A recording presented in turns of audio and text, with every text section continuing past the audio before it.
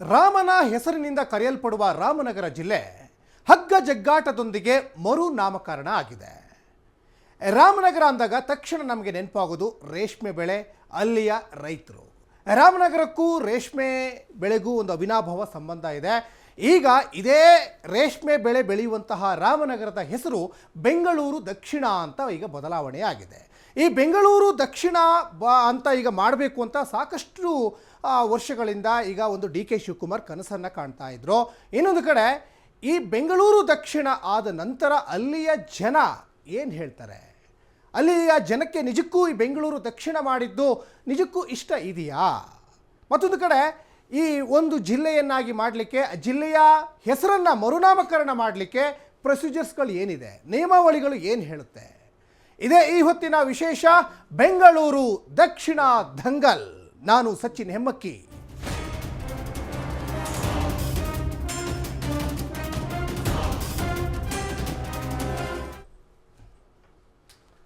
ರಾಮನಗರ ರೇಷ್ಮೆ ಬೆಳೆಯನ್ನೇ ಯಥೇಚ್ಛವಾಗಿ ಬೆಳೆಯುವಂತಹ ರಾಮನಗರ ಜಿಲ್ಲೆ ಇನ್ನು ಮುಂದೆ ಬೆಂಗಳೂರು ದಕ್ಷಿಣ ಜಿಲ್ಲೆ. ಅಲ್ಲಿಯ ಅನೇಕ ಸರ್ಕಾರಿ ಕಚೇರಿಗಳ ನೇಮ್ ಬೋರ್ಡ್ ಕೂಡ ಈಗಾಗಲೇ ಬದಲಾವಣೆ ಆಗ್ತಾ ಇದೆ, ಬೆಂಗಳೂರು ದಕ್ಷಿಣ ಜಿಲ್ಲೆ ಅಂತ. ಹಾಗಾದರೆ ಇದರ ಹಿಂದಿನ ಉದ್ದೇಶ ಏನು? ಯಾಕೆ ಡಿ.ಕೆ. ಶಿವಕುಮಾರ್ ಹಠಕ್ಕೆ ಬಿದ್ದು ಬೆಂಗಳೂರು ದಕ್ಷಿಣ ಅಂತ ರಾಮನಗರ ಜಿಲ್ಲೆಯನ್ನು ಮಾಡಿದರು? ನಿಜಕ್ಕೂ ಈ ಬೆಂಗಳೂರು ದಕ್ಷಿಣ ಜಿಲ್ಲೆ ಮಾಡಿದ ಮೇಲೆ ರಾಮನಗರದ ಒಂದು ವರ್ಚಸ್ಸು ಬದಲಾವಣೆ ಆಗ್ತದ? ಇದ್ರ ಬಗ್ಗೆ ಸವಿಸ್ತಾರವಾದಂತಹ ಚರ್ಚೆಯನ್ನು ಮಾತಾಡ್ತಾ ಹೋಗೋಣ. ಕಾಂಗ್ರೆಸ್ನ ರಾಜ್ಯ ವಕ್ತಾರರಾಗಿರುವಂತಹ ಸರವಣನ್ ಬಂದಿದ್ದಾರೆ. ಅವ್ರನ್ನ ಭಾಳ ಪ್ರೀತಿಯಿಂದ ಕಾರ್ಯಕ್ರಮಕ್ಕೆ ಬರಮಾಡ್ಕೊಳ್ಳೋಣ. ಸರವಣನ್ ಅವರೇ, ಕಾರ್ಯಕ್ರಮಕ್ಕೆ ತಮಗೆ ಆತ್ಮೀಯ ಪ್ರೀತಿಯ ಸ್ವಾಗತ. ಇನ್ನು ಬಿಜೆಪಿಯ ರಾಜ್ಯ ವಕ್ತಾರರಾಗಿರುವಂತಹ ಮನು ವೈಷ್ಣವ್ ಬಂದಿದ್ದಾರೆ. ಮನು ವೈಷ್ಣವರೇ, ನಿಮಗೂ ಕೂಡ ಕಾರ್ಯಕ್ರಮಕ್ಕೆ ಪ್ರೀತಿಯ ಆತ್ಮೀಯ ಸ್ವಾಗತ. ಇನ್ನು JDSನ ರಾಜ್ಯ ವಕ್ತಾರರಾಗಿರುವಂತಹ ರಿಷಿಕ್ ಗೌಡ ಬಂದಿದ್ದಾರೆ. ರಿಷಿಕ್ ಗೌಡರ್, ನಿಮಗೂ ಕೂಡ ಕಾರ್ಯಕ್ರಮಕ್ಕೆ ಆತ್ಮೀಯ ಪ್ರೀತಿಯ ಸ್ವಾಗತ. ಬಹಳ ವರ್ಷಗಳಿಂದನೂ ಕೂಡ ಡಿ.ಕೆ. ಶಿವಕುಮಾರ್ ಒಂದು ಕನಸನ್ನು ಕಾಣ್ತಾ ಇದ್ರು, ಬೆಂಗಳೂರು ದಕ್ಷಿಣವಾಗಿ ರಾಮನಗರವನ್ನು ಮಾಡಬೇಕು. ಹಾಗಾದರೆ ಇದಕ್ಕಿದ್ದಂತಹ ಸಾಧಕ ಬಾಧಕಗಳೇನು? ಯಾಕೆ ಈ ಬೆಂಗಳೂರು ದಕ್ಷಿಣ ಮಾಡ್ತೀನಿ ಅಂತ ನಾವು ತೀರ್ಮಾನಕ್ಕೆ ಬಂದರು? ಅದರ ಹಿಂದಿನ ಲೆಕ್ಕಾಚಾರಗಳು ಏನು? ಹಾಗಾದರೆ ಇದು ದೊಡ್ಡ ಚರ್ಚೆಗೂ ಕೂಡ ಗ್ರಾಸವಾಗಿತ್ತು. ಆದರೆ ನಿನ್ನೆ ಕ್ಯಾಬಿನೆಟ್ನಲ್ಲಿ ಒಂದಿಷ್ಟು ಗ್ರೀನ್ ಸಿಗ್ನಲ್ ಸಿಕ್ತು. ಗ್ರೀನ್ ಸಿಗ್ನಲ್ ಸಿಕ್ಕಿದ ಮೇಲೆ ಈಗ ಒಂದು ಅಡ್ಡ ಆಗಿದ್ದಂತಹ ಒಂದು ಈ ನೇಮ್ ಬದಲಾವಣೆ ಮಾಡಲಿಕ್ಕೆ, ಜಿಲ್ಲೆಯನ್ನು ಬೆಂಗಳೂರು ದಕ್ಷಿಣಕ್ಕೆ ಸೇರಿಸುವಂತಹ ಒಂದು ಏನು ಅಡ್ಡ ಆಗಿತ್ತಲ್ಲ, ಅದು ಈಗ ಎಲ್ಲ ದಾರಿಗಳು ಈಗ ಸುಗಮ ಆಗಿದೆ ಅಂತಲೇ ಗೊತ್ತಾಗ್ತಾ ಇದೆ. ಹಾಗಾದರೆ ಮುಂದೇನು? ಹಾಗಾದರೆ ಬೆಂಗಳೂರು ದಕ್ಷಿಣಕ್ಕೆ ಸೇರಿಸಿದ ಮೇಲೆ ಮುಂದೇನು? ಇದ್ರ ಬಗ್ಗೆನೂ ಕೂಡ ಮಾತಾಡ್ತಾ ಹೋಗೋಣ. ಈ ಸಂಬಂಧ ಒಂದು ಬೈಟ್ ಇದೆ, ಬನ್ನಿ ನೋಡ್ಕೊಂಬರೋಣ. ಸಚಿವ ಸಂಪುಟದಲ್ಲಿ ಪ್ರಮುಖವಾಗಿ ಬಹುಶಃ 2 ಸಬ್ಜೆಕ್ಟ್ ಬಂದಿದ್ದಾರೆ. ಒಂದು, ರಾಮನಗರದ ಜಿಲ್ಲಾ ಕೇಂದ್ರವನ್ನ ಬೆಂಗಳೂರು ದಕ್ಷಿಣ ಜಿಲ್ಲಾ ಕೇಂದ್ರವಾಗಿ ಪರಿವರ್ತನೆ ಮಾಡಿರ್ತಕ್ಕಂಥದ್ದು, ಹೆಸರನ್ನ ಬದಲಾವಣೆ ಮಾಡಿರೋದು. ರಾಮನಗರನು ಅದೇ ಚೇಂಜ್ ಮಾಡ್ತಾರೆ. ರಾಮನಗರ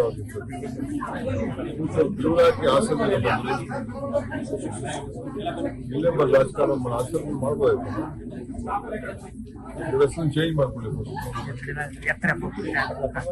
ಹೆಸರು ಬಂದು ಅವ್ರ ತಂದೆ ಹೆಸರನ್ನ, ಅವ್ರ ಊರ ಹೆಸರನ್ನ ಯಾಕೆ ಇಟ್ಕೊಂಡವ್ರಿಗೆ ನಾವು ನಮ್ಮ ಹೆಸರು ನಾವು ನಮ್ಮ ಬೆಂಗಳೂರು ಜಿಲ್ಲೆಯವರು ನಾವು, ಅಥವಾ ಯಾರೋ ಲೂಟಿ ಮಾಡ್ತಾರೆ ಅಂತ ಇನ್ನೊಂದು ಏನು ಹೇಳ್ತಾರೆ, ಅದಕ್ಕೆ ಯಾವುದೇ ಆಧಾರಗಳಿಲ್ಲ. ಅವ್ರೇನಾದ್ರೂ ನಾವು ಲೂಟಿ ಮಾಡಿದ್ದೀವಿ ಅನ್ನೋದನ್ನ ಹೇಳತ್ತು ಅಂತ ಅಂದರೆ ಬಹುಶಃ ಅವರು ಕುಮಾರಸ್ವಾಮಿ ಅವರು ರಾಮನಗರ ಜಿಲ್ಲೆ ಮಾಡಿದಾಗಲೂ ಕೂಡ ಆಗಿರಬೇಕು ಅಲ್ವಾ? ಆರೋಪ ಮಾಡೋದು ರಾಜಕೀಯ ಕಾರಣಗಳಿಗೆ. ಇಲ್ಲಿ ಹೆಸರು ಬದಲಾವಣೆ ಮಾಡಿದ್ದೀವಿ ಅಂದಿದ ತಕ್ಷಣನೇ ಏನೋ ದುಡ್ಡು ಹೊಡಿತಾವ್ರೆ ಅನ್ನೋದನ್ನ ಜನರಿಗೆ ಇಲ್ಲ ಸಲ್ಲದ ಒಂದು ಅಪನಂಬಿಕೆಯನ್ನು ಮೂಡಿಸ್ತಕ್ಕಂಥದ್ದು ಸರಿಯಿಲ್ಲ. ಅವರು ಯಾವ ಇತಿಹಾಸ ಇತ್ತು ಅದಕ್ಕೆ ರಾಮನಗರ ಜಿಲ್ಲೆ ಮಾಡುವಾಗ? ಇವೆಲ್ಲವೂ ಕೂಡ ಡಿಸಿಷನ್ಗಳು ಈಗ ಜನ ಅಭಿಪ್ರಾಯದ ಮೇಲೆ ಮಾಡಿದ್ದಾರೆ. ಜನಾಭಿಪ್ರಾಯ ಬೆಂಗಳೂರು ದಕ್ಷಿಣ ಜಿಲ್ಲೆ ಮಾಡಬೇಕು ಅಂತ ಹೇಳಿದ್ದಾರೆ, ಅದು ಮಾಡಿದ್ದಾರೆ. ಈಗ ರಾಮನ ನಗರವನ್ನೇ ಬದಲಾವಣೆ ಮಾಡುವಂಥ, ಹೆಸರನ್ನು ಬದಲಾವಣೆ ಮಾಡುವಂಥ ಸ್ಥಿತಿಗೆ ತಾವು ಕೈ ಹಾಕಿದ್ದೀರಿ. ರಾಮನ ಆಶೀರ್ವಾದ ನಿಮ್ಮ ಜೊತೆಗೆ ಇರೋಕ್ಕೆ ಸಾಧ್ಯನೇ ಇಲ್ಲ. ಹೆಸರಿನಲ್ಲೇನಿಲ್ಲ, ಹೆಸರು ಬದಲಾವಣೆ ಮಾಡಿದ ತಕ್ಷಣ ನಾವು ಹೆಸರು ಬದಲಾವಣೆ ಮಾಡಿದ್ದೇವೆ, ನಿಮಗೆ ತಾಕತ್ತಿದ್ರೆ ರಾಮನಗರದ ಬದಲಾವಣೆ ಮಾಡೋಕೆ ಹೋಗಬೇಡಿ. ಟಿಪ್ಪು ನಗರಗಳು ಎಲ್ಲೆಲ್ಲಿದೆ ಎಲ್ಲ ಟಿಪ್ಪು ನಗರವನ್ನು ಬದಲಾವಣೆ ಮಾಡಿ. ದೇಶದ್ರೋಹಿಗಳ ಹೆಸರು ಎಲ್ಲೆಲ್ಲಿದೆ ಅದನ್ನು ಇಡೀ ದೇಶದಲ್ಲಿ ಬದಲಾವಣೆ ಮಾಡುವಂಥ ಕೆಲಸ ಮಾಡ್ತಾ ಇದೆ. ರಾಮನಗರ ನಿಮಗೆ ಏನು ತೊಂದರೆ ಕೊಟ್ಟಿದೆ? ನಿಜವಾಗ್ಲೂ ನಿಮಗೆ ತಾಕತ್ತಿದ್ರೆ ರಾಮನಗರ ಬದಲಾವಣೆ ಮಾಡಬೇಡಿ. ಟಿಪ್ಪು ನಗರ ಹೆಸರುಗಳನ್ನು ಎಲ್ಲೆಲ್ಲಿ ಇಟ್ಟಿದ್ದೀರಾ, ದೇಶದ್ರೋಹಿಗಳ ಹೆಸರುಗಳು ಎಲ್ಲೆಲ್ಲಿದೆ ಅದನ್ನು ಬದಲಾವಣೆ ಮಾಡಿ ನಿಮ್ಮ ನಿಜವಾದ ತಾಕತ್ತನ್ನು ಪ್ರದರ್ಶನ ಮಾಡಿ. ಇನ್ನು ಹೆಸರು ಬದಲಾವಣೆ ಒಂದು ಕಡೆ ರಾಜಕೀಯ ತಿರುವು ಪಡ್ಕೊಳ್ತಾ ಇದೆ. DK Shivakumar versus HD Kumaraswamy ನಡುವೆ ಒಂದು ದಂಗಲ್ಲೇ ನಡೀತಾ ಇದೆ. ಹಾಗಾದರೆ DK ಶಿವಕುಮಾರ್ ಯಾಕೆ ಹಠಕ್ಕೆ ಬಿದ್ದು ಬೆಂಗಳೂರು ದಕ್ಷಿಣ ಅಂತ ಈ ಜಿಲ್ಲೆಯನ್ನು ಸೇರಿಸಲಿಕ್ಕೆ ಕಸರತ್ತನ್ನು ಮಾಡಿದರು? ಇದರ ಹಿಂದಿನ ಲೆಕ್ಕಾಚಾರಗಳು ಏನು? ಒಂದು ಕಡೆ ಕುಮಾರಸ್ವಾಮಿ ಅವರು ಹೇಳ್ತಾರೆ ಇದು ಹಣ ಮಾಡುವ ಉದ್ದೇಶ, ರಿಯಲ್ ಎಸ್ಟೇಟ್ ಆಸೆಯಿಂದ ಮತ್ತು ಇಲ್ಲಿ ಹೂಡಿಕೆ ಮಾಡುವಂತಹ ಆಸೆಯಿಂದ ಇದನ್ನು ಬೆಂಗಳೂರು ದಕ್ಷಿಣ ಆಗಿ ಒಂದು ಮಾರ್ಪಾಡು ಮಾಡಿದ್ದಾರೆ ಅಂತ ಒಂದು ಕಡೆ ಹೇಳ್ತಾರೆ. ಇದ್ರ ಬಗ್ಗೆ ಸವಿಸ್ತಾರವಾದಂತಹ ಮಾತಾಡ್ತಾ ಹೋಗೋಣ. ಬಹಳ ಮುಖ್ಯವಾಗಿ ಈ ರಾಮನಗರ ಜಿಲ್ಲೆಯನ್ನು ಮಾಡಿದ್ದೇ ಕುಮಾರಸ್ವಾಮಿ ಅವರು. 2007ರಲ್ಲಿ ಕುಮಾರಸ್ವಾಮಿ ಅವರು BJP ಜೊತೆ ಮೈತ್ರಿ ಮಾಡಿಕೊಂಡು ಮುಖ್ಯಮಂತ್ರಿ ಆದಂಥ ಸಂದರ್ಭದಲ್ಲಿ ಕುಮಾರಸ್ವಾಮಿ ಅವರಿಂದ ರಚನೆ ಆದಂತಹ ರಾಮನಗರ ಜಿಲ್ಲೆ ಈಗ ಬೆಂಗಳೂರು ದಕ್ಷಿಣ ಆಗಿದೆ. ನಾವು JDSನ ವಕ್ತಾರರ ಹತ್ರನೇ ಹೋಗೋಣ. ರಿಷಿಗೌಡ್ರೆ, ಬಹಳ ಮುಖ್ಯವಾಗಿ ಕುಮಾರಸ್ವಾಮಿಯವರ ಒಂದು ಕೃಪಾ ಕಟಾಕ್ಷದಿಂದ ಒಂದು ಜಿಲ್ಲೆ ರಚನೆ ಆಗುತ್ತೆ 2007. ಆಗ ನೀವು BJP ಜೊತೆ ಮೈತ್ರಿ ಮಾಡ್ಕೊಂಡಿದ್ರಿ, ಕುಮಾರಸ್ವಾಮಿಯವರೇ ಮುಖ್ಯಮಂತ್ರಿ ಕೂಡ ಆಗಿದ್ದರು. ಬರೋಬ್ಬರಿ 18 ವರ್ಷ ಆಯಿತು. 18 ವರ್ಷದ ನಂತರ ರಾಮನಗರ ಅನ್ನುವಂತಹ ಒಂದು ಜಿಲ್ಲೆ ಈಗ ಬೆಂಗಳೂರು ದಕ್ಷಿಣ ಆಗಿ ಮಾರ್ಪಾಟಾಗ್ತಾ ಇದೆ. ಈ ಸಂದರ್ಭದಲ್ಲಿ ತಾವೇನಂತೀರ? ನೋಡಿ, ಯಾವುದೇ ಕಾರಣಕ್ಕೂ ನಿಮಗೆ DK ಅಂತ ಇರೋದನ್ನ SDK ಮಾಡ್ಕೊಂಡಿದ್ದ ತಕ್ಷಣ ಅವ್ರು HDK ಆಗೋಕ್ಕಾಗಲ್ಲ. ಸನ್ಮಾನ್ಯ DK ಶಿವಕುಮಾರ್ ಅವರು DK ಶಿವಕುಮಾರೇ ಹೊರತು ಅವ್ರು HDK ಆಗೋಕ್ಕೆ ಯಾವುದೇ ಕಾರಣಕ್ಕೂ ಆಗಲ್ಲ. ಓಕೆ. ಇನ್ನು ಸನ್ಮಾನ್ಯ ಕುಮಾರಣ್ಣನವರು ಆಡಳಿತ ವೈಖರಿ ಇದೆಯಲ್ಲ, ಅದರಲ್ಲಿ 10% ಅಷ್ಟು ಸನ್ಮಾನ್ಯ DK ಶಿವಕುಮಾರ್ ಅವರು ಮಾಡೋಕ್ಕಾಗೋದೂ ಇಲ್ಲ. ನಾವು ಮಾಡಿರೋಂಥ ಬರೀ ಒಂದೇ ಒಂದು ರೈತರ ಸಾಲ ಮನ್ನಾ ಇದೆಯಲ್ಲ, ಅದು ಒಂದು administrative policy making it's good enough DK Shivakumar ಅವ್ರನ್ನ ಎಷ್ಟೋ ಆ್ಯಂಗಲಲ್ಲಿ ನಾವು ಉತ್ತಮರು ಅಂತ ತೋರಿಸ್ಕೊಳ್ಳೋದಕ್ಕೆ. ಯಾಕೆ ಈ ರೀತಿ ಹೇಳಿದೆ ಅಂದರೆ, ನಿಮಗೆ ರಾಮನಗರನ ತೊಗೊಂಡೋಗ್ಬಿಟ್ಟು ನಾನು ಬ್ಯಾಂಗ್ಳೂರು ದಕ್ಷಿಣ ಜಿಲ್ಲೆ ಮಾಡಿಬಿಡ್ತೀನಿ ಅಂತ ಇದು ಏನು ಒಂದು ರಾಮನಗರ ಜನಕ್ಕೆ ಟೋಪಿ ಹಾಕೋ ಕೆಲಸ ಮಾಡ್ತಾ ಇದ್ದಾರಲ್ಲ ಕಾಂಗ್ರೆಸ್ ಅವರು, ಇದು ಯಾವತ್ತೂ ಸಕ್ಸಸ್ಫುಲ್ ಆಗಲ್ಲ. ಓಕೆ. ಈಗ ಅವರು ಯಾವ ಇಂಟೆನ್ಷನಿಂದ ಮಾಡಿದ್ದಾರೆ? ಸೊ ಅವರು 1000 ರೀಸನ್ಸ್ ಕೊಡ್ಬೋದು. ಈ 2007ರಲ್ಲಿ ಸನ್ಮಾನ್ಯ ಕುಮಾರಣ್ಣನವರು ನಿಮಗೆ ಅದು ಒಂದು ಜಿಲ್ಲೆ, ಒಂದು ಸೆಂಟರ್ ಪಾಯಿಂಟ್ ಅಂತ ಮಾಡಬೇಕಾದ್ರೆ ನಿಮ್ಗೆ ಅದರಲ್ಲಿ 5 ತಾಲೂಕು ಸೇರ್ಕೊಳ್ಳುತ್ತೆ. ಕನಕಪುರ, ಮಾಗಡಿ, ಆರೋಹಳ್ಳಿ, ಚನ್ನಪಟ್ಟಣ. ಈ 5 ತಾಲೂಕನ್ನ ಸೇರಿಕೊಂಡು ನಿಮಗೆ ಇಲ್ಲಿ ಸುಮಾರು ಒಂದು 11 ಲಕ್ಷ ಜನ ಪಾಪ್ಯುಲೇಷನ್ ಇರುವಂಥದ್ದು. ಸೊ ಅದನ್ನು ಒಂದು ಜಿಲ್ಲೆ ಮಾಡಿದ್ರು. ಸೊ ಒಂದು ಜಿಲ್ಲೆ ಅಂತ ಮಾಡ್ಬೇಕಾದ್ರೆ ಏನಾಗುತ್ತೆ, ಅದಕ್ಕೆ ಅದೊಂದು ಸ್ಥಾನಮಾನ ಸಿಗುತ್ತೆ. So it will become an administrative capital. ಆ ಒಂದು 5 ತಾಲೂಕಿಗೂ ಸೇರಿಕೊಂಡು ಒಂದು ಜಿಲ್ಲೆ ಫಾರ್ಮೇಷನ್ ಆದಾಗ ಸೊ ಅದಕ್ಕೆ ಏನೇನು ಅನುದಾನಗಳು ಬರ್ತವೆ, ಆಮೇಲೆ ಅಭಿವೃದ್ಧಿ ಪಾಯಿಂಟ್ ಆಫ್ ವ್ಯೂ ಅಂತ ನೋಡಿದಾಗ ನಿಮಗೆ ಅದಕ್ಕೆ ಒಂದು ಜಿಲ್ಲಾ ಸ್ಟೇಟಸ್ ಕೊಡಬೇಕು ಅಂತ ಅಂದ್ಬಿಟ್ಟು ಸನ್ಮಾನ್ಯ ಕುಮಾರಣ್ಣನವರು ಒಂದು ದೂರದೃಷ್ಟಿಯಿಂದ ಮಾಡಿರುವಂಥದ್ದು. ಈಗ ಸನ್ಮಾನ್ಯ DK ಶಿವಕುಮಾರ್ ಅವರು ಹೋಗ್ಬಿಟ್ಟು ಅದನ್ನು ಬೆಂಗಳೂರು ಸೌತ್ ಅಂತ ನಾವು ಮಾಡ್ತಾ ಇದ್ದೀವಿ ಅಂತ ಹೇಳಿದ್ರೆ ಅದರಿಂದ ಆಗುವಂಥ ಲಾಭ ಏನು? ಅವ್ರ ಎಕ್ಸ್ಪ್ಲನೇಷನ್ ಏನು ಕೊಡ್ತಾರೆ? ನಾವು ಡೆವಲಪ್ಮೆಂಟ್ ಮಾಡ್ತೀವಿ ಅಂತ ಹೇಳ್ತಾರೆ. ಏನು ಡೆವಲಪ್ಮೆಂಟ್ ಮಾಡ್ತೀರಾ? ಸೊ ನೀವು ಒಂದು ಉದಾಹರಣೆ ಕೊಡಬೇಕಲ್ವ. ಡೆವಲಪ್ಮೆಂಟ್, ನಾನು ಈ ರೀತಿ ಡೆವಲಪ್ಮೆಂಟ್ ಪ್ಲಾನ್ಸ್ ತಗೊಂಡಿದ್ದೀನಿ ರಾಮನಗರ ಜಿಲ್ಲೆಗೆ, ನಾನು ಬ್ಯಾಂಗ್ಳೂರು ದಕ್ಷಿಣ ಅಂತ ಚೇಂಜ್ ಮಾಡಿದ ತಕ್ಷಣ ಈಗ ನಾನು ಆ್ಯಸ್ ಎನ್ ಇನ್ವೆಸ್ಟರ್ ನನಗೆ ಫೀಸಿಬಿಲಿಟಿ ನೋಡ್ತೀನಿ. ನಾನು ಒಂದು ಇಂಡಸ್ಟ್ರಿ ಸೆಟಪ್ ಅಲ್ಲಿ ಮಾಡಬೇಕು ಅಂತ ಹೇಳಿದ್ರೆ ನನಗೆ ಬೇಕಾಗಿರುವಂಥ ಇನ್ಫ್ರಾಸ್ಟ್ರಕ್ಚರ್ ಡೆವಲಪ್ಮೆಂಟ್ ಆಗಿದೆಯಾ ಇಲ್ವಾ ನಾನು ಅದನ್ನು ನೋಡ್ತೀನಿ ಹೊರತು ಅದು ಬ್ಯಾಂಗ್ಳೂರು ಅಂತನಾದರೂ ಇರಲಿ ರಾಮನಗರ ಅಂತನಾದರೂ ಇರಲಿ, it doesn't matter to me. ಈಗ ಅದೇ ರೀತಿ ಇವರು ಹೇಳ್ದಂಗೆ ನೇಮ್ ಚೇಂಜ್ ಮಾಡಿದ ತಕ್ಷಣ ಏನೋ ಆಗೋಗ್ಬಿಡುತ್ತೆ ಅನ್ನೋದೇ ಆಗೋಗಿದ್ರೆ, ಬ್ಯಾಂಗ್ಳೂರು ಔಟ್ಸ್ಕರ್ಟ್ಸಲ್ಲಿ ನಮಗೆ ಬೆಂಗಳೂರು ಗ್ರಾಮಾಂತರ ಜಿಲ್ಲೆಗೆ ಬರೋವಂಥವು ದೇವನಹಳ್ಳಿನೂ ಬ್ಯಾಂಗ್ಳೂರು ಉತ್ತರ ಅಂತ ಮಾಡಿಬಿಡಿ, ಹೊಸಕೋಟೆನ ಬ್ಯಾಂಗ್ಳೂರು ಪೂರ್ವ ಅಂತ ಮಾಡಿಬಿಡಿ, ನೆಲಮಂಗಲ ದಾವಸ್ಪೇಟೆನ ಬ್ಯಾಂಗ್ಳೂರು ವೆಸ್ಟ್ ಅಂತ ಮಾಡಿಬಿಡಿ. ಯಾಕೆ ತುಮಕೂರನ್ನ ತಗೊಬಂದು ಸೇರಿಸ್ಕೊಂಬಿಡಿ, ತುಮಕೂರನ್ನ ಯಾಕೆ ಬಿಟ್ಟಿದ್ದೀರಾ? ಇದು ಚೇಂಜ್ ಮಾಡಿದ ತಕ್ಷಣ ಆಗುತ್ತೆ ಅನ್ನಂಗಿದ್ರೆ so it is all baseless and useless. So ನಿಮಗೆ ಯಾವುದೇ ಒಂದು ಅಭಿವೃದ್ಧಿ ಪ್ಲ್ಯಾನ್ಸ್ ಇಲ್ದಿರೋ ಟೈಮಲ್ಲಿ ಈ ಪೊಲಿಟಿಕಲ್ ಡ್ರಾಮಾಗಳಂತ ಹೇಳ್ತೀವಲ್ವ, ಅದಷ್ಟೇ ಬಿಟ್ಟರೆ ಯಾವುದೇ ಅಡ್ಮಿನಿಸ್ಟ್ರೇಷನ್ ಪಾಯಿಂಟ್ ಆಫ್ ವ್ಯೂ ಆದರೂ ಆಗಲಿ ಅಥವಾ ಡೆವಲಪ್ಮೆಂಟ್ ಪಾಯಿಂಟ್ ಆಫ್ ವ್ಯೂ ಆಗಲಿ ಯಾವುದು ಬೇಸ್ಲೆಸ್ ಇವರು. ಯಾವ ಐಡಿಯಾನು, ಯಾವುದು ದೂರದೃಷ್ಟಿ, ಯಾವುದೋ ಒಂದು ಫ್ಯೂಚರ್ ಡಿ ಕೆ ಶಿವಕುಮಾರ್ ಒಂದು ಮಾತು ಹೇಳಿದ್ರು, ಹಾಸನದಿಂದ ಬಂದು ಇಲ್ಲಿ ರಾಜಕಾರಣ ಮಾಡ್ತಾರೆ, ನಾವು ಹೆಸರು ಬದಲಾವಣೆ ಮಾಡಿದ್ರೆ ನಿಮ್ಗೇನು ಹೊಟ್ಟೆ ಉರಿ ಅಂತ ಸರ್ ಮಾಡಿ ಸರ್. ರಾಜಕೀಯ ಮಾಡೋದು ಬೇರೆ, ಆದರೆ ನೀವು ಇಲ್ಲಿ ಮಾಡ್ತಾ ಇರುವಂಥದ್ದು, ನೀವು ಹೇಳ್ತಾ ಇರೋದೇನು, ರಾಮನಗರ ಜನಕ್ಕೆ, ರಾಮನಗರದ ಮತದಾರರ ಹಿತಾಸಕ್ತಿಯಿಂದ ನಾನು ಹೆಸರು ಚೇಂಜ್ ಮಾಡಿದ ತಕ್ಷಣ ಇದೇನೋ ಅದೇ ಸನ್ಮಾನ್ಯ ರಾಹುಲ್ ಗಾಂಧಿ ಹೇಳಿದ್ರಲ್ಲ, ನಾನು ಆಲೂಗಡ್ಡೆ ಬೆಳೆದ್ಬಿಟ್ಟೆ ಚಿನ್ನ ಬೆಳಿತೀನಿ ಅಂತ, ಇವೆಲ್ಲ ಅವರು ಔಟ್ಪುಟ್ಗಳೇ ಇವು. ನಿಮಗೆ ಏನದು, ನಾವು ಹೆಸರು ಬದಲಾಯಿಸಿದ ತಕ್ಷಣ ಇಲ್ಲಿ ನಾಳೆ ಇನ್ನೇನೋ ಬೆಳೆದು ಬಿಡುತ್ತೆ, ಇನ್ನೇನೋ ಆಗೋಗ್ಬಿಡುತ್ತೆ ಅಂತ ಹೇಳ್ತಾರೆ. ಅಲ್ಲ, ಈಗ ಆಲ್ರೆಡಿ ಬಿಡದಿ ಇಂಡಸ್ಟ್ರಿಯಲ್ ಟೌನ್ ಇದೆ. ಓಕೆ, ನಿಮ್ಮ ಯೋಗ್ಯತೆಗೆ ಲಾಸ್ಟ್ 5 years ಅಥವಾ 10 years ಅಲ್ಲಿ ನೀವು ಅದೇ ಕ್ಷೇತ್ರದ ಮಾಜಿ MP ಕೂಡ ನೀವು ಅಲ್ಲೇ ಇದ್ದೀರಾ, ನಿಮ್ದು ಕನಕಪುರ ಅಲ್ಲೇ ಪಕ್ಕದಲ್ಲೇ ಇದ್ದೀರಾ, ನೀವು ಏನು ಅಭಿವೃದ್ಧಿ ಮಾಡಿದ್ದೀರಾ, ಎಷ್ಟು ಇನ್ವೆಸ್ಟ್ಮೆಂಟ್ ತಂದಿದ್ದೀರಾ, ಎಷ್ಟು ಇನ್ವೆಸ್ಟರ್ಸ್ ತಂದಿದ್ದೀರಾ, ಏನಾದರೂ ಲಿಸ್ಟ್ ಇದೆಯಾ ನಿಮ್ಮ ಹತ್ರ? ನಾನು ಓಪನ್ ಚಾಲೆಂಜ್ ಮಾಡ್ತೀನಿ ತಮ್ಮ ಮಾಧ್ಯಮದ ಮುಖಾಂತರ, ನನಗೆ ಹೇಳ್ಬಿಡಿ ಯಾವ ಯಾವ ಇಂಡಸ್ಟ್ರಿ ನೀವಲ್ಲಿ ತಂದಿದ್ದೀರಾ, ಯಾವ ಯಾವ ಇನ್ವೆಸ್ಟರ್ಸ್ನ ತಂದಿದ್ದೀರಾ, ಎಷ್ಟು ಇನ್ವೆಸ್ಟ್ಮೆಂಟ್ನ ನೀವಲ್ಲಿ ತಂದಿದ್ದೀರಾ, ನಿಮ್ಮ ಹತ್ರ ಆನ್ಸರ್ ಇಲ್ಲ.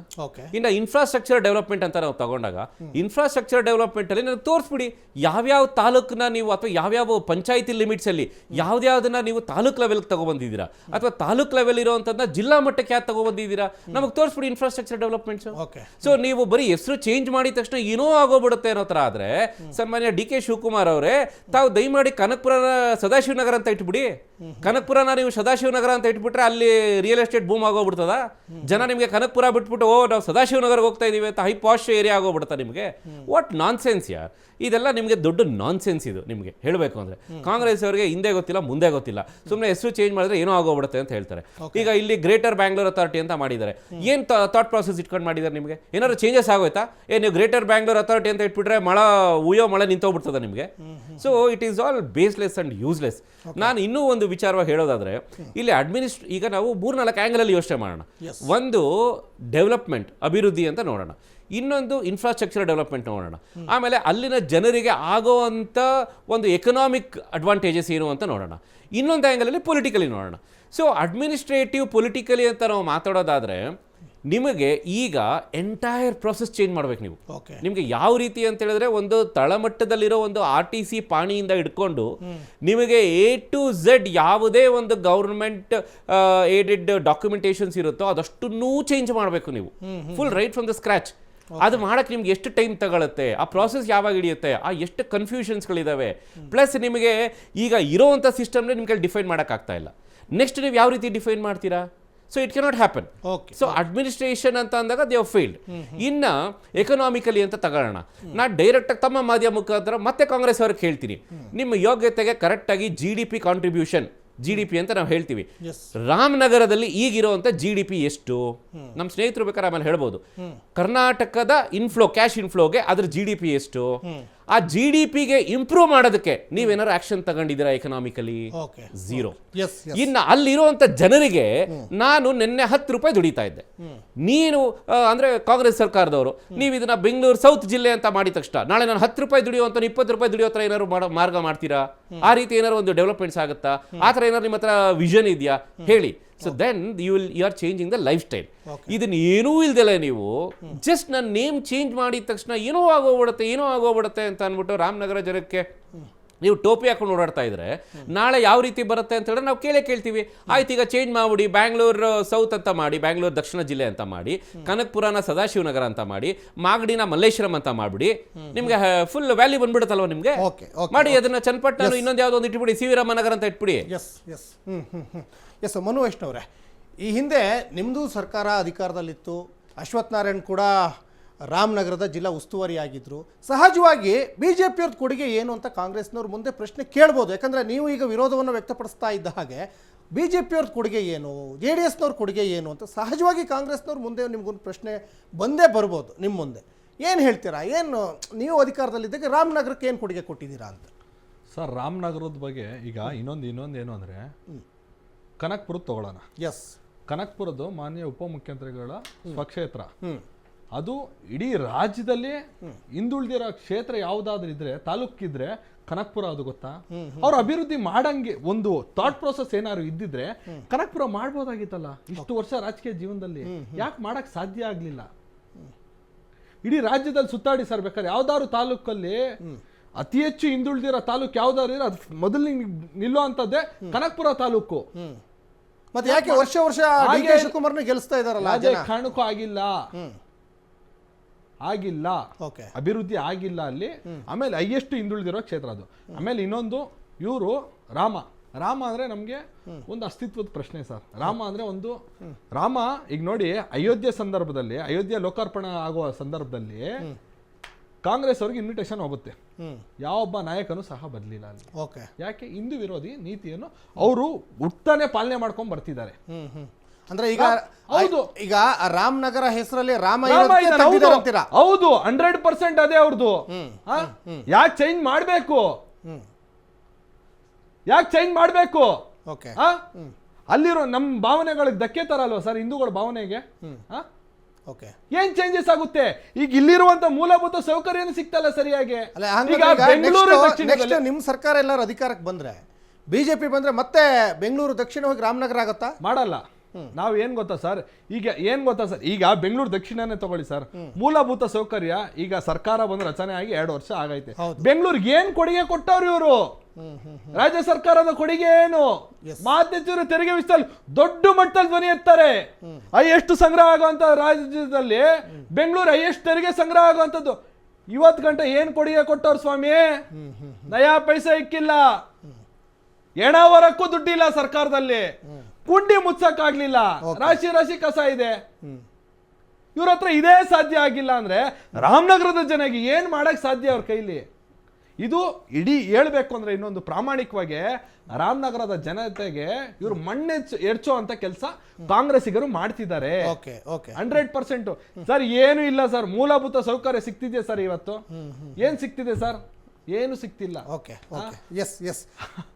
ಯಾವ ಮಟ್ಟಕ್ಕೆ ಅಂದ್ರೆ ಇವ್ರು ಕೊಳ್ಳೆ ಹೊಡೆದ್ರಲ್ಲಿ ಮುಂದಾಗ. ಆಮೇಲೆ ಇವ್ರದ್ದೇನಾಗಿರೋದು ಅಂದ್ರೆ, ಇವ್ರುಗಳು ಏನೇನ್ ಜಮೀನುಗಳಿತ್ತೋ ಇತ್ಯಾದಿಗಳಿತ್ತೋ ಕಾಂಗ್ರೆಸ್ಸಿಗರದು, ಅವರು ಡೆವಲಪ್ಮೆಂಟ್ ಆಯ್ತಾರಷ್ಟೇ. ಜನಸಾಮಾನ್ಯರು ಯಾವತ್ತೂ ಉದ್ಧಾರ ಆಗಕ್ ಬಿಡಲ್ಲ ಅವರು. 100% ಬಿಡಲ್ಲ. ಓಕೆ ಸರವಣನವ್ರೆ, ಈಗ JDS ಮತ್ತೆ ಬಿಜೆಪಿ ತೀವ್ರವಾಗಿ ವಿರೋಧ ವ್ಯಕ್ತಪಡಿಸ್ತಾ ಇರೋದನ್ನ ರಾಮನಗರವನ್ನ ಬೆಂಗಳೂರು ದಕ್ಷಿಣವಾಗಿ ಮಾಡಿದ್ರು.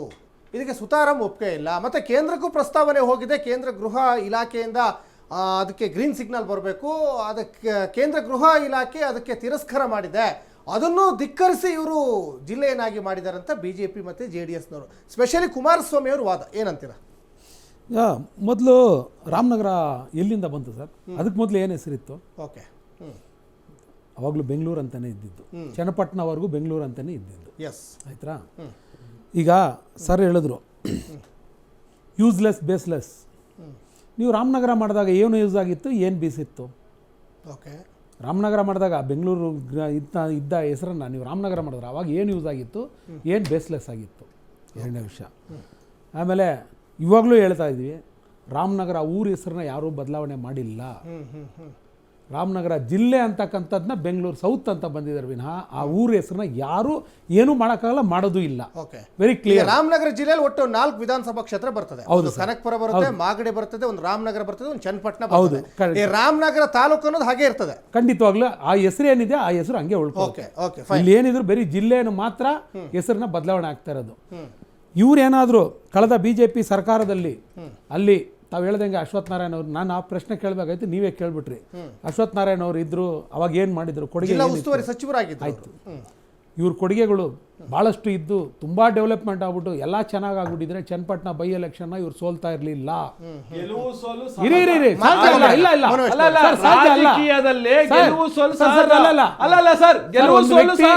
ಒಂದು ವ್ಯಕ್ತಿ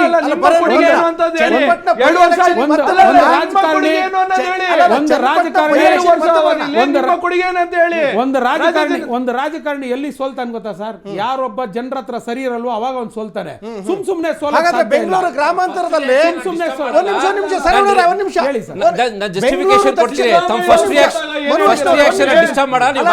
ಅವ್ರು ಸೋತಿದ್ರು, ಏನ್ ಹೇಳ್ತೀರಾ? DK ಸುರೇಶ್ ಸೋತ್ರು, ಏನ್ ಹೇಳ್ತೀರಾ? ಈಗ ನೀವು ಯಾವ ರಾಜಕಾರಣಿಗಳು ಕೆಲಸ ಮಾಡಲ್ಲ, ಆ ರಾಜಕಾರಣಿಗಳು ಸೋಲ್ತಾರೆ ಅಂತ.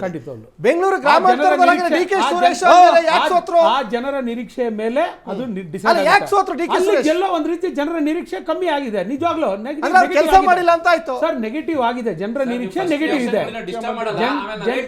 ಜನರ ನಿರೀಕ್ಷೆ ನೆಗೆಟಿವ್ ಆಗಿದೆ. ಹಾಗಾಗಿ ಆ ಜನ ನೆಗೆಟಿವ್ ಅಂದ್ರೆ ಏನು ನಿಮ್ಮ ಪ್ರಕಾರ ಕೆಲಸ ಮಾಡಿಲ್ಲ. ಅವರ ಮಟ್ಟಕ್ಕೆ ಅವ್ರು ಏನ್ ನೀವು ಬಯಸಿದ್ರೋ ಒಂದು ಕೆಲಸನ ಇಷ್ಟು ಮಟ್ಟಕ್ಕೆ ನನಗೆ ಆಗ್ಬೇಕು ಆಯ್ತಾ, ಅದು ಆಗದೆ ಇದ್ದಿರ್ಬೋದು.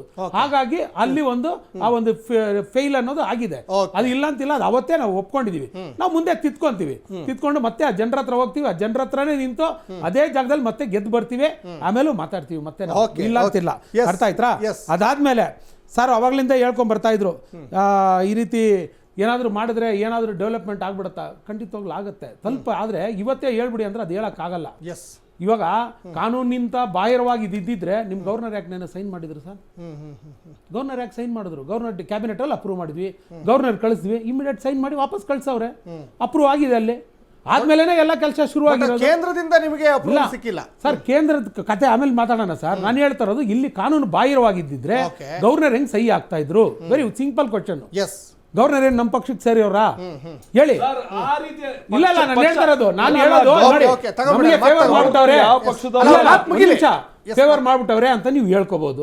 ಅದೂ ಇಲ್ಲ, ಅವರು ನ್ಯೂಟ್ರಲ್ ಆಗಿದ್ದಾರೆ ಅಂತಾನೆ ಅನ್ಕೊಳ್ಳಿ. ಕಾನೂನು ಬಾಹಿರ ಇದ್ದಿದ್ರೆ ಅವ್ರು ಹೆಂಗ್ ಸೈನ್ ಮಾಡ್ತಾ ಇದ್ರು? ಸೊ ಅಪ್ರೂವ್ ಮಾಡಿದಾರೆ ತಾನೆ, ಅಂದ್ರೆ ಕಾನೂನು ರೀತಿಯಲ್ಲೇ ನಾವು ಹೋಗಿದೀವ ಇಲ್ವಾ? ಅಲ್ಲಿ ಕಾನೂನು ರೀತಿಯಲ್ಲಿ ಹೋಗಿದೀವಿ, ಅದು ಮಾಡಿದೀವಿ, ಒಳ್ಳೆ ದೃಷ್ಟಿ ಇಟ್ಕೊಂಡಿದೀವಿ. ನಾವು ತಗೊಂಡಂತ ಒಂದೊಂದು ನಿರ್ಧಾರಕ್ಕೂ ಇದುವರೆಗೆ ಯಾವ ಒಂದಕ್ಕೂ ಯಾರು ಸಪೋರ್ಟ್ ಮಾಡಿಲ್ಲ. ಇವರು ಪ್ರತಿಯೊಂದಕ್ಕೂ ವಿರೋಧ ಮಾಡ್ಕೊಂಡೇ ಬಂದಿರೋದು. ಒಂದೇ ಒಂದು ಘಟನೆ ಹೇಳಿ ಇಂಥದ್ರಲ್ಲಿ ಇವ್ರು ಸಪೋರ್ಟ್ ಮಾಡಿದಾರಂತ? ಯಾವ ಒಂದಕ್ಕೂ ಇವ್ರು ಸಪೋರ್ಟ್ ಮಾಡಿಲ್ಲ, ಟೀಕೆ ಮಾಡಿದ್ದಾರೆ. ಅದನ್ನೇ ಕಾಪಿ ಮಾಡ್ಕೊಂಡು ಬೇರೆ ರಾಜ್ಯದಲ್ಲಿ ಯೂಸು ಮಾಡಿದ್ದಾರೆ. ಇಲ್ಲಿ ಟೀಕೆ ಮಾಡಿ ಅದೇ ಸ್ಕೀಮ್ಗಳನ್ನ ಅದೇ ಗ್ಯಾರಂಟಿಗಳನ್ನ ಬೇರೆ ರಾಜ್ಯದಲ್ಲಿ ಹೋಗಿ ಇವ್ರ ಮ್ಯಾನಿಫೆಸ್ಟೋಲ್ಲಿ ಘೋಷಣೆನೂ ಮಾಡಿದ್ದಾರೆ. ಒಳ್ಳೇದು, ನಾವು ಅದ್ರ ಬಗ್ಗೆ ಏನು ಕೆಟ್ಟದ್ದು ಅನ್ಸಲ್ಲ. ಯಾಕಂದ್ರೆ ನಾವು ಒಳ್ಳೇದು ಮಾಡಿದ್ವಿ, ನೀವು ಅದು ಒಳ್ಳೇದು ಅನ್ಸಿದೆ, ನೀವು ತಗೊಂಡೋಗಿದ್ದೀರಾ ಇನ್ನೊಂದು ರಾಜ್ಯಕ್ಕೆ, ನಮ್ಗೆ ಅದು ಸಂತೋಷ. ಯಾಕಂದ್ರೆ ಅಲ್ಲೇ ನಮ್ಗೆ ಕ್ರೆಡಿಟ್ ಸಿಕ್ತು. ನಮ್ಗೆ ಯಾವಾಗ ಜನ ವಿರೋಧ ಪಕ್ಷದವರು ರಾಮನಗರ ಕಥೆ ಹೇಳ್ರಿ ನಮ್ಗೆ ಫಲ. ಕುಮಾರಸ್ವಾಮಿ ಅವರು ಮಾತು ಹೇಳ್ತಾ ಇದ್ರು 2007ರಲ್ಲಿ ರಾಮನಗರ ಜಿಲ್ಲೆ ಮಾಡಿದ್ದೆ ನಾನು, ಆಗ ಯಾಕೆ ವಿರೋಧ ವ್ಯಕ್ತಪಡಿಸಲಿಲ್ಲ ಕಾಂಗ್ರೆಸ್ನವರು? ಈಗ ಯಾಕೆ ವಿರೋಧ ವ್ಯಕ್ತಪಡಿಸ್ತಾ ಇದ್ದಾರೆ ಮಾತು ಕೇಳಿದ್ರು. ಅಟ್ಲೀಸ್ಟ್ ಕೆಂಗಲ್ ಹನುಮಂತಯ್ಯ ಅವರು ಆ ಒಂದು ಜಿಲ್ಲೆಯಿಂದ ಅವರು ಗೆದ್ದು ಬಂದಂಥವರು, ಜೊತೆಗೆ ವಿಧಾನಸೌಧದ ನಿರ್ಮಾತೃ ಕೂಡ ಹೌದು, ಅವ್ರ ಹೆಸರು ಇಡ್ಬೋದಿತ್ತಲ್ಲ ಅಂತ ಹೇಳ್ತಾ ಇದ್ರು. ಸರ್ ಈಗ ಹೆಸರು ಪ್ರಾಬ್ಲಮ್ ಇಲ್ಲ, ಏನ್ ಪ್ರಾಬ್ಲಮ್ ಇವ್ರಿಗೆ ಅನ್ನೋದು ಫಸ್ಟ್ ಅದು ಸ್ಪಷ್ಟವಾಗಿ ಬಂದ್ಬಿಡ್ಬೇಕು. ಇಲ್ಲ ನೀವು ಯಾಕಂದ್ರೆ ಭಾವನಾತ್ಮಕ ಅಂತ ವಿಷಯನ ಎತ್ತಿದ್ರು ನಮ್ಮ ಬಿಜೆಪಿ ವಕ್ತಾರರು. ರಾಮ ಇದು ಬಿಟ್ರೆ ಇನ್ನೇನು ಎತ್ತಲ್ಲ ಅವರು. ರಾಮ, ಪಾಕಿಸ್ತಾನ, ಮುಸ್ಲಿಮ ಇದು ಮೂರು ಬಿಟ್ಟು ಇನ್ನೇನು ಎತ್ತಲ್ಲ. ರಾಮ ಇವರೊಬ್ಬರೇ ಪೇಟೆಂಟ್ ತಗೊಂಡಿಲ್ಲ. ನಾನು ರಾಮನ್ ಪೂಜೆ ಮಾಡ್ತೀನಿ, ನಮ್ಮ ಸ್ನೇಹಿತರು ರಾಮನ್ ಪೂಜೆ ಮಾಡ್ತಾರೆ, ನೀವು ಮಾಡ್ತೀರಾ. ಪೇಟೆಂಟ್ ನೀವು ಒಬ್ಬರೇ ತಗೊಳಕ್ ಹೋಗ್ಬಿಡಿ, ದೇವ್ರನ್ನ ದೇವ್ರಾಗಿ ಬಿಟ್ಬಿಡಿ. ಎಲ್ಲರೂ ಅವ್ರವ್ರ ಯಾಕೆ ಬಂದಿಲ್ಲ ನೀವು? ಅವರವರ ನಿಮ್ಗೆ ಅಷ್ಟು ಇದ್ದಿದ್ರೆ ನೀವು ಕೋರ್ಟ್ ಹೋಗಿ ಯಾಕೆ ಕೇಸ್ ಹಾಕುದ್ರಿ? ಸುಪ್ರೀಂ ಕೋರ್ಟ್ ಅಲ್ಲಿ ಹೋಗಿ ಯಾಕೆ ಹಾಕುದ್ರಿ? ನೀವು ಕಂಪ್ಲೀಟ್ ಇರ್ತಕ್ಕಂಥ ನಾವು ಹೇಳೋದು ಬಿಡಿ, ನಾವು ಸಾರ್ವಜನಿಕರು ನೀವು ಮಾಡ್ತಾ ಇರೋದು ಅಂತ ಯಾವುದೋ ಒಂದು ಚುನಾವಣೆ ರಾಮನಗರಕ್ಕೆ ಏನ್ ಮಾಡ್ಬೇಕು ಅಂತ ಇದ್ರೆ ಅದನ್ನ ಹೇಳಿ, ಡೈವರ್ಟ್ ಮಾಡಬೇಡಿ. ರಾಮನಗರಕ್ಕೆ ಏನ್ ಮಾಡ್ಬೇಕು ಅಂತ ಇದ್ರೆ ಅದನ್ನ ಹೇಳಿ. ಒಂದು ಜಿಲ್ಲೆಯನ್ನ ಬದಲಾವಣೆ ಮಾಡಲಿಕ್ಕೆ, ಹೆಸರನ್ನು ಬದಲಾವಣೆ ಮಾಡಲಿಕ್ಕೆ ರಾಜ್ಯ ಸರ್ಕಾರಕ್ಕೆ ಸಂಪೂರ್ಣ ಅಧಿಕಾರ ಇದೆ. ಆದರೆ ಅದು ಕೇಂದ್ರದ ಒಪ್ಪಿಗೆಯೂ ಕೂಡ ಬೇಕಾಗ್ತದೆ. ಇಲ್ಲಿ ಕೇಂದ್ರದ ಒಪ್ಪಿಗೆ ಸಿಕ್ಕಿಲ್ಲ. ಇದ್ರ ಬಗ್ಗೆ ಮತ್ತಷ್ಟು ಮಾತಾಡ